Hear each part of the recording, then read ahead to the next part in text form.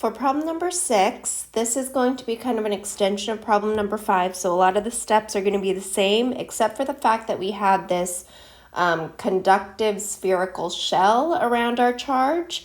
It is neutral, but we have to keep in mind it is a conductor. So we've got a conducting sphere, a conducting shell, and we only have a net charge in the sphere, not the shell.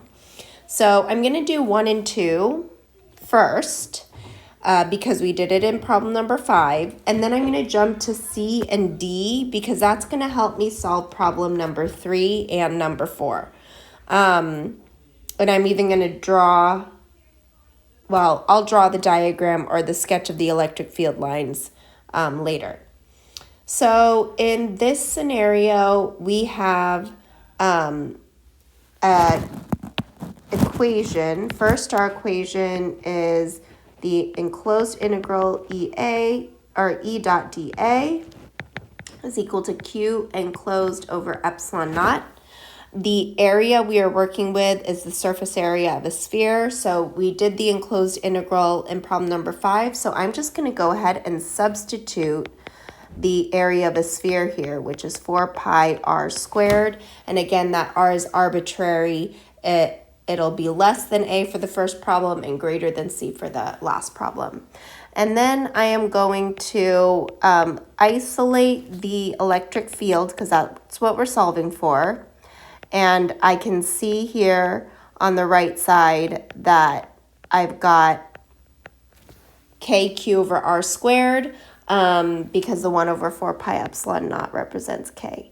Now, it's not my final answer. What we have to think about in this expression is how does Q enclosed change for each of these different regions? And so that's what's going to get us our answer. For, again, 1 and 2, they're going to be the same as the answers from A. If I create a Gaussian surface here that is less than A, because it's a conductor, my charges all flow to the surface, which means that there is no net charge in the center. And so because Q enclosed inside is 0, my electric field when it's less than A is 0 newtons per coulomb. When A is between, or sorry, when the radius is between A and B, so right here, I am enclosing that entire sphere, which includes those positive charges on the surface. I know those positive charges on the surface are a positive charge of Q. And so in this scenario, for number 2, I've got an electric field of K positive big Q enclosed over R squared. So again, whatever charge is enclosed, that's what changes in our expression.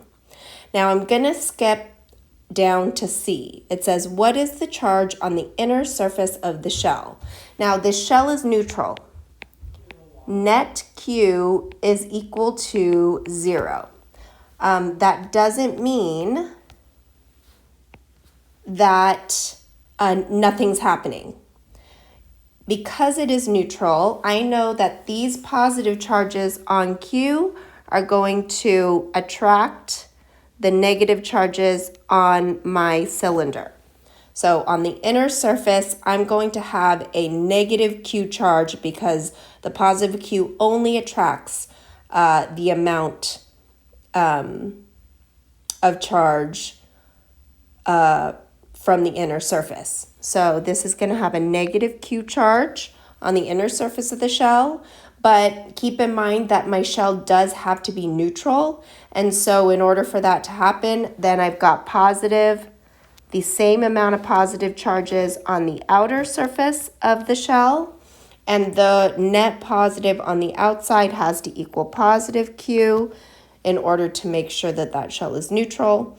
And then as a result, I can then solve for the enclosed charge between B and C. So here is my new Gaussian surface. And what I can see is that in this surface, I have an inner charge of positive Q from the sphere in the center, and I'm also enclosing that inner surface of the shell, which I know is negative Q because that's how much it attracted. So the net Q enclosed is still equal to 0. And it makes sense because we talked about how the electric field in conductors is always 0. That's what we call reaching equilibrium. So the fact that it's a conductor means that we don't have to do any work. We can just state that the electric field is 0. But if we were to do Gauss's law, it should also prove that mathematically, and we saw that here. So in our expression, our electric field, which is kq over r squared, our q enclosed is 0, so it's k0 over r squared, which is 0. Okay, and then last but not least, I'm going to do when the Gaussian sphere is greater than this whole thing. So when it is greater, then we have to count how much charge is enclosed. Again, my Q enclosed encompasses the positive charge in the center, the inner ring, which is negative Q, and then the outer part of that ring, which is positive Q. In the end, I end up with just a net charge of positive Q. And so when I write my expression for the electric field, it ends up being K big Q over R squared, which matches the electric field of just that inner circle. Okay, let's graph this. We have an electric field of 0 inside of our conductors, which would be less than A, and between B and C. I am going to kind of sketch out in highlighter a electric field that is approaching 0 to infinity. And the reason why I'm doing that is because I just want you to see how the graph should look even when we have spaces of 0. So at this peak here, we have our electric field of kq over r squared. And then or in this case, it's actually a squared.